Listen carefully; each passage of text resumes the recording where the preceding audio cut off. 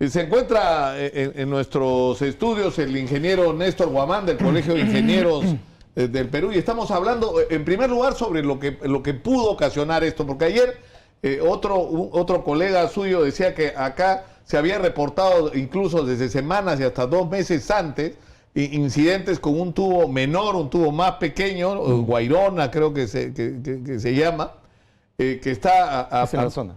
¿No? En la zona de Guairona. Claro, que está a menos profundidad, estaba entre 4 y 5 metros de profundidad, que ese tubo había colapsado y que aparentemente el agua que había salido de ese tubo había debilitado el terreno sobre el que estaba el tubo matriz, que estaba a 9 a 10 metros de profundidad. Ahora, esto se une a lo que usted nos dice, es decir, a las vibraciones que inevitablemente afectan, ¿no es cierto? Sobre todo las uniones de por esto. La cercanía básicamente entre el tren también y porque está al lado, está exactamente al lado. Sí, y eso también desde el inicio ha generado preocupación porque si bien es cierto, hasta ahora no hay consecuencias, como lo dijo el ministro de Transportes en algún momento, no se están haciendo monitoreos y no se ha detectado posibilidades que la estructura en sí de la estación pueda tener en un momento problemas.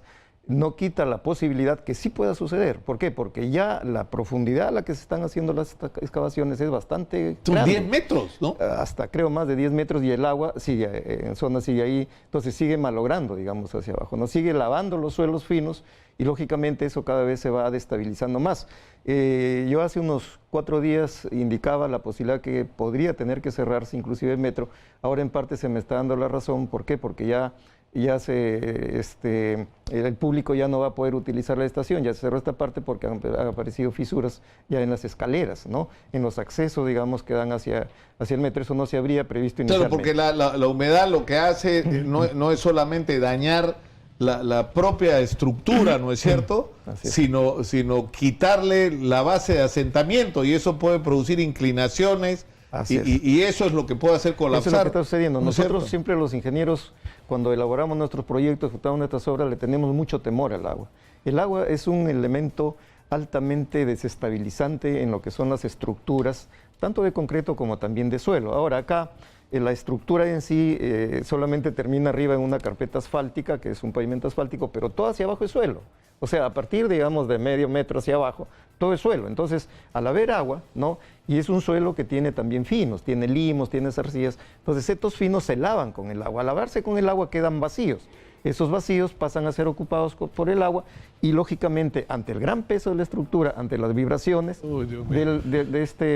del metro, es lo que inicialmente generó el problema. Ahora, es increíble que esto ocurra. Yo recuerdo un antecedente hace muchos años, durante el primer gobierno de Alan García. Yo hice un reportaje para la revista Sí con respecto a una obra que se hizo en Charcani, donde se soltó agua, es decir, era para ampliar la operación de la hidroeléctrica, ¿no es cierto? Entonces se desplazaba a través de un tubo grandes cantidades de agua que atravesaban un cerro. Y en el momento que se inaugura y se suelta el agua, se rajó el tubo de principio a fin. ¿Y por qué se rajó? Porque resulta que el agua que venía era helada de las alturas y los cerros ahí son volcánicos, es decir, tienen otra temperatura. Y el contraste de temperatura hizo que el tubo colapsara. Entonces la pregunta que yo hacía en esa época, ¿pero por qué no previeron eso? Y la pregunta que hago yo ahora es exactamente la misma. O sea, si estás haciendo un tubo, ¿no es cierto?, que es el matriz, que va a traer gran cantidad de material y a una presión muy alta, y estás al lado de un metro que va a producir vibración permanentemente, entonces eso te tiene que llevar a poner un tubo de características muy precisas para esa situación. O en todo caso haber desplazado un poco más, digamos, ante la a una distancia mayor, claro. Habría que ver qué espacios había en esa época. Había un datito interesante que también dijo el ministro. Dijo que el concurso que se había hecho para adjudicar esta obra, en el caso 5 años atrás al consorcio, fue un concurso oferta. ¿Eso qué significa? El concurso oferta significa que el que ejecuta la obra también elabora el proyecto. Entonces, si lo que ha hecho este sistema, también fue el consorcio el que elaboró el proyecto, ¿no?, del que estamos hablando ahora, pero lógicamente CEDAPAL tuvo que aprobar en primer lugar y posteriormente y hacer la recepción de la obra y la recepción de la obra. Pero bueno, el tema, entiendo, de investigaciones y de las consecuencias que puedan haber, estará en función también de estudios profundos que se hagan en la zona. Ahora, básicamente lo que lo está haciendo es cubrir la emergencia, ¿no?, que está sucediendo. Pero en cuanto a responsabilidades, yo creo que hay que hacer estudios profundos. El caso de las viviendas también no es muy simple. Hay viviendas claro, para terminar yo quería preguntarle eso.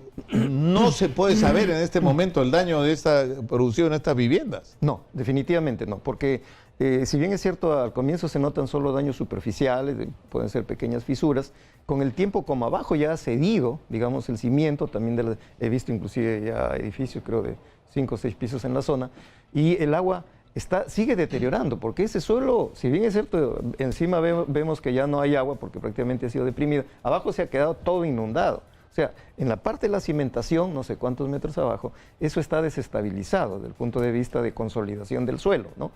Entonces, eso hay que hacer estudios, una vez que ya esté dominada la parte de la emergencia, los especialistas tendrán que ver qué daño tienen, independientemente, yo diría, cada una de las viviendas, porque inclusive los suelos, a pesar que hay zonas cercanas, difieren.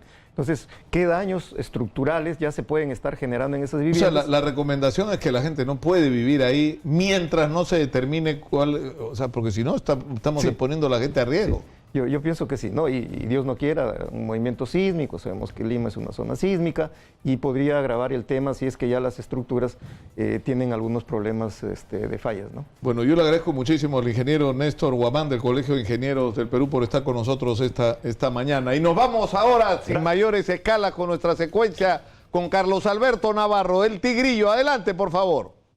El bloque deportivo con Carlos Alberto el Tigrillo Navarro.